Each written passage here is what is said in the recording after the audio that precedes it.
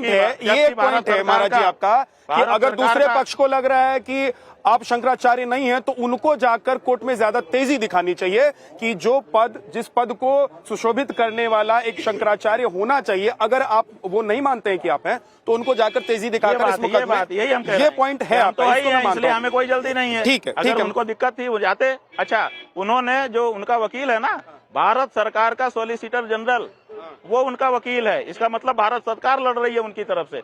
तो वो तो मेरे पास एक पत्र है, मैं आपको ये पत्र दिखाऊंगा, मुझे लगता है इस पत्र को आप पहचानते होंगे, तो करा ही लेती। हाँ, लेकिन उससे पहले अनुपम जी आप एक सवाल पूछना चाह रहे हैं। जी आप पूछिए। स्वामी जी, ये तो आपने बता ही दिया कि सुप्रीम कोर्ट का आदेश आने के पहले आपका पट्टाभिषेक हो गया था, परंतु सुप्रीम कोर्ट ने पट्टाभिषेक पे रोक लगाई आखिरी आदेश में, लेकिन आप कहते हैं मेरा पहले ही हो गया था इसलिए वो आदेश निष्प्रभावी है। पहले हो नहीं गया था, पहले हो गया था और उसके प्रमाण एफिडेविट के साथ कोर्ट में जमा कर दिए गए थे। जी, कोर्ट के संज्ञान में है। मेरा प्रश्न ये है स्वामी जी कि हमारे यहाँ प्रयाग में कुंभ मेले में चारों शंकराचार्य हमेशा से आते रहे, आज तक किसी के साथ कोई दुर्व्यवहार नहीं हुआ। आपको 2015 में अखिलेश यादव की सरकार में भी आपने देखा था लाठीचार्ज हुआ था, आप अस्पताल में भर्ती हुए थे। अब ये संडे को ये मौनी अमावस्या पे भी ऐसा हो गया। आप मतलब 100 करोड़ सनातनी जानना चाहते हैं कि उनके शंकराचार्य बार बार विवाद के केंद्र में क्यों रहते हैं। आपने पहले कहा कि सभी शंकराचार्य यहाँ आते हैं। पिछले वर्ष यहाँ पर महाकुंभ आयोजित हुआ था, बहुत बड़ा आयोजन था। यहाँ पर जो बाकी के शंकराचार्य हैं उनके साथ ज्योतिष पीठाधीश्वर शंकराचार्य के रूप में किसने स्नान किया था बताइए? हम ही ने तो किया था। पूरे विश्व में स्नान करते हुए का चित्र और वीडियो जारी हुआ था। तो ज्योतिष पीठ के शंकराचार्य के रूप में श्रृंगेरी के शंकराचार्य जी और द्वारका के शंकराचार्य जी के साथ किसने स्नान किया था? हमने किया था। व्यवहार आपने देख लिया कि ये तीनों शंकराचार्यों का एक साथ हमारे साथ ही ज्योतिष पीठाधीश्वर के रूप में व्यवहार हो रहा है। आपने कहा कि 2015 में हम शंकराचार्य के पद पर नहीं थे, हम शंकराचार्य जी के प्रतिनिधि थे। अपने गुरुजी, हमारे गुरुजी शंकराचार्य थे, हम उनके रिप्रेजेंटेटिव कैपेसिटी में थे। हम धर्म का कार्य हर समय करते रहते हैं, धर्म के लिए लड़ाई लड़ते रहते हैं। तो जब काशी में भगवान गणेश जी की मूर्ति को 3 दिन तक सड़क के बीच में रोक करके रखा गया, ना उनकी पूजा हो पा रही थी, ना उनका कोई सम्मान हो पा रहा था, उनका असम्मान हो रहा था, तो हम वहां पर सड़क पर गए और हमने कहा कि भाई ये ठीक नहीं है, मूर्ति को आप ले चलिए किसी सुरक्षित जगह पे, वहां रखिए, पूजा आरती होती रहे, आप लोग विवाद करते रहिए। इसी बात पर वहां का जो डीएम था उसने हनक दिखाई और लाठीचार्ज करवा दिया। रात को 1 बजे लाठियां मारी गई। हमारे बटकों के ऊपर भी लाठी मारी गई। जो हमारे साथ जो बच्चे रहते हैं वो पढ़ने के लिए रहते हैं, हम उनको रोज पढ़ाते हैं। और उसके बाद हमारे ऊपर भी लाठियां मारी गई। आपने ठीक कहा कि हम अस्पताल में भर्ती हुए क्योंकि चोट थी। तो बाद में उसके लिए क्षमा याचना की उन्होंने कि हमसे गलती हो गई, क्योंकि उन्होंने गलती की थी। तो हम चोरी करते हुए नहीं मारे गए थे, हम डकैती करते हुए नहीं मारे गए थे, हम धर्म का कार्य करते हुए मारे गए थे। हमारा हाँ, हमने बता दिया आपका जवाब कि हम हमारे साथ इसलिए होता है क्योंकि हम धर्म कार्य करते हैं। शंकराचार्य धर्म का कार्य, उनकी शैली अलग है, हमारी शैली अलग है। तो आपकी ऐसी शैली है, हमारी शैली है, हमारी शैली के कारण टकराहट हो जाती है। महाराज जी, आपकी शैली ऐसी क्यों है कि हमारी शैली है, हम सामना करते हैं। आपकी शैली ये है कि माघ मेला में जहाँ पर कोई भी रथ में या जिस पालकी पर आप सवार हैं, इस पालकी को लेकर स्नान करने के लिए घाट तक पहुंचते भाई, हम हर माघ मेला में जाते हैं, पालकी में जाते हैं। इसके पहले भी माघ मेले यहाँ पर हुए हैं, उन माघ मेले में भी हम पालकी से ही मौनी अमावस्या के दिन जाकर के स्नान करते हैं। स्वरूपानंद सरस्वती तो बोट से चले जाते थे। ठीक है, उनका अपना शरीर की परिस्थिति थी, वो कैसे जाते थे वो उनके शरीर की परिस्थिति है। करोड़ों लोग आते थे, उनको भी परेशानी नहीं होती थी, वो भी। बात ये है कि हम कहाँ कह रहे हैं कि किसी को परेशानी, हमारे से कौन सी परेशानी थी? हमारे से कौन सी परेशानी थी? किसको? किसी जनता ने अभी तक नोट कराया आपको? एक चीज और जानना, किसी जनता ने आपको नोट कराया कि हमें शंकराचार्य जी से परेशानी थी? यहाँ ये काल्पनिक प्रश्न है, ये काल्पनिक प्रश्न है, नहीं, ये सवाल चल, ये काल्पनिक प्रश्न है, इसका आधार नहीं है। महाराज जी, मेरा सवाल ये है कि जहां पर ये पूरा विवाद हुआ था, पुलिस प्रशासन का, यहाँ के प्रशासन का कहना यह है कि उनके पास सबूत हैं, है ना? मेरा सवाल ये नहीं है कि उनके पास सबूत हैं या नहीं है, वहां पर क्या हो रहा था। मेरा सवाल ये है कि आप तो सन्यासी हैं, आप तो धर्मगुरु हैं, आप धर्माचार्य हैं। आप अगर वहां से पैदल चले जाते स्नान करने के लिए, तो इससे तो और करोड़ों सनातनियों को सीख मिलती कि महाराज जी शंकराचार्य जी जा रहे हैं, हम भी पैदल जाएंगे। ऐसा है कि बिल्कुल सही कह रहे हैं आप। अगर हम पैदल चले जाते तो बड़ी सीख मिलती, लेकिन ये नजीर बन जाती कि कोई भी शंकराचार्य अगर पालकी से जा रहा है तो प्रशासनिक अधिकारी आकर के उसको कहे कि उतर जाओ, तो उसको उतरना पड़ेगा। वो कहेगा कि देखिए वो शंकराचार्य उस समय आए थे, उनको कहा गया था वो उतर गए थे, आप भी उतरिए।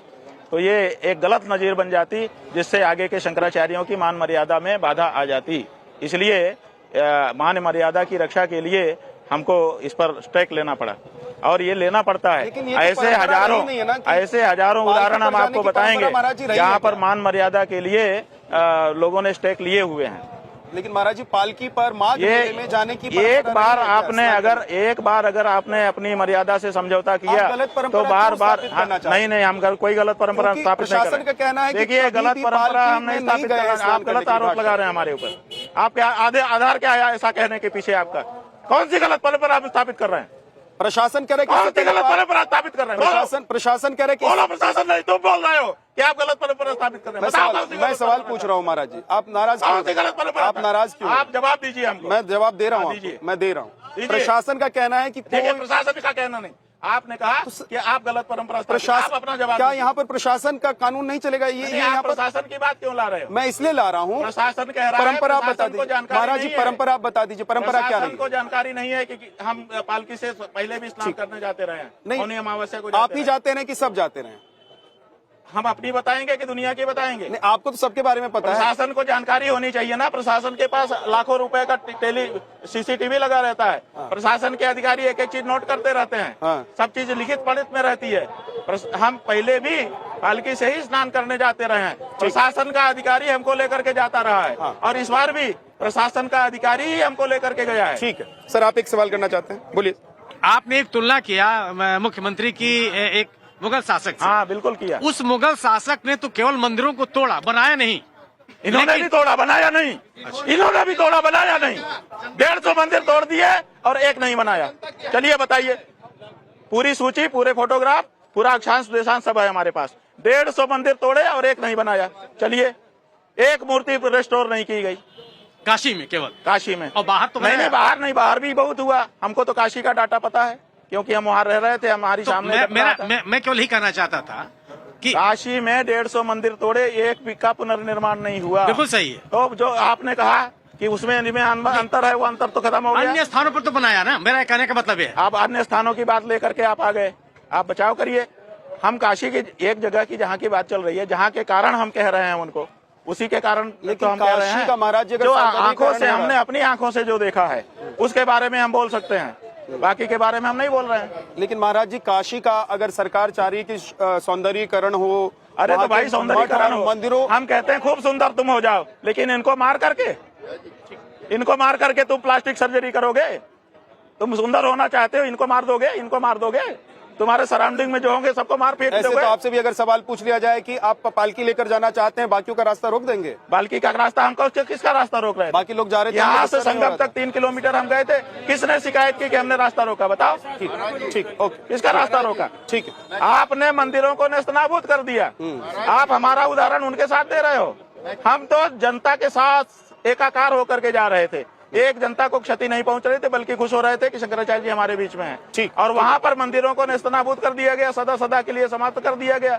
उसको आप इससे जोड़ रहे हो? ठीक है, आक्रोश में आ रहे हो। अगला सवाल महाराज जी सिर्फ आपसे यही है कि जो कुछ ये सब हो रहा है, जो कुछ जितना सब आगे होगा, उसमें कुल सनातन धर्म की जो हानि हो रही है महाराज जी, उसकी भरपाई कैसे होगी? धर्म की कोई हानि नहीं हो रही है। सनातन धर्म में मर्यादा ही सबसे बड़ी चीज है। अगर मर्यादा ही टूट गई तो सब कुछ टूट जाएगा। जो बांध है वो बांध टूट गया तो कोई पानी नहीं रुकेगा।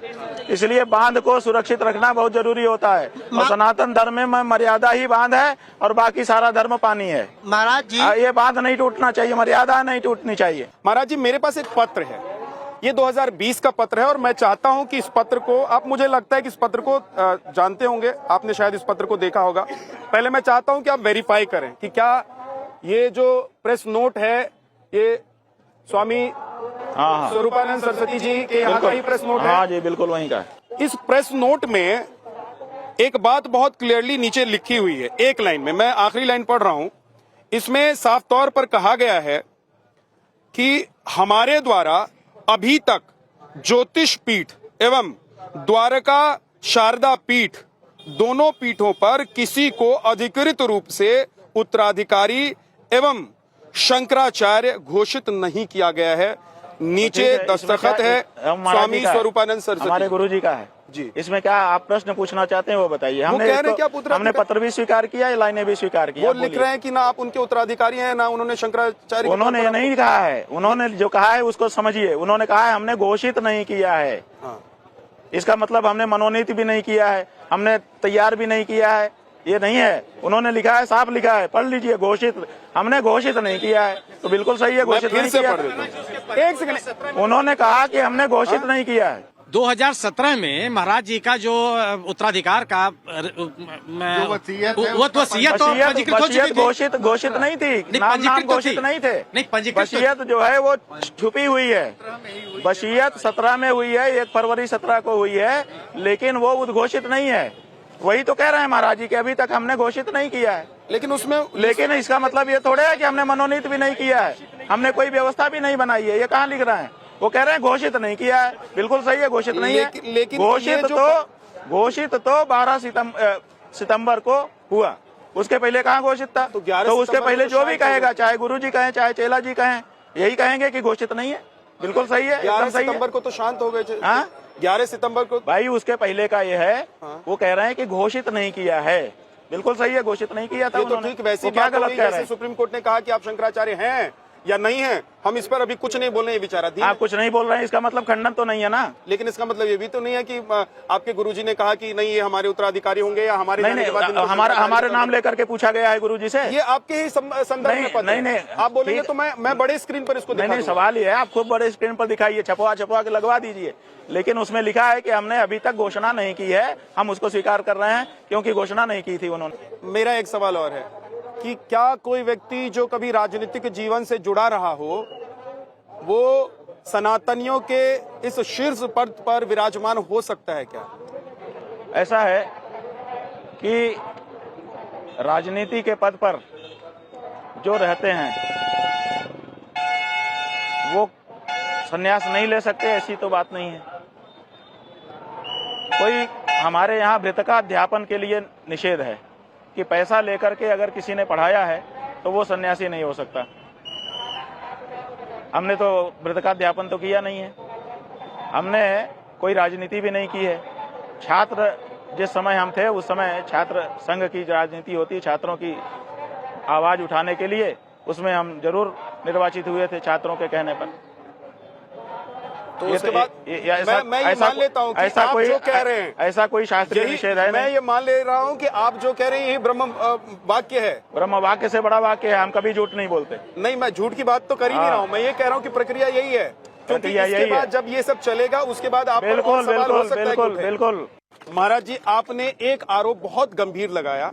आपने कहा कि योगी आदित्यनाथ की जो पुलिस वहां पर मौजूद थी वो जानबूझकर भगदड़ कराना चाहती थी, आपको मारने की साजिश रची गई थी।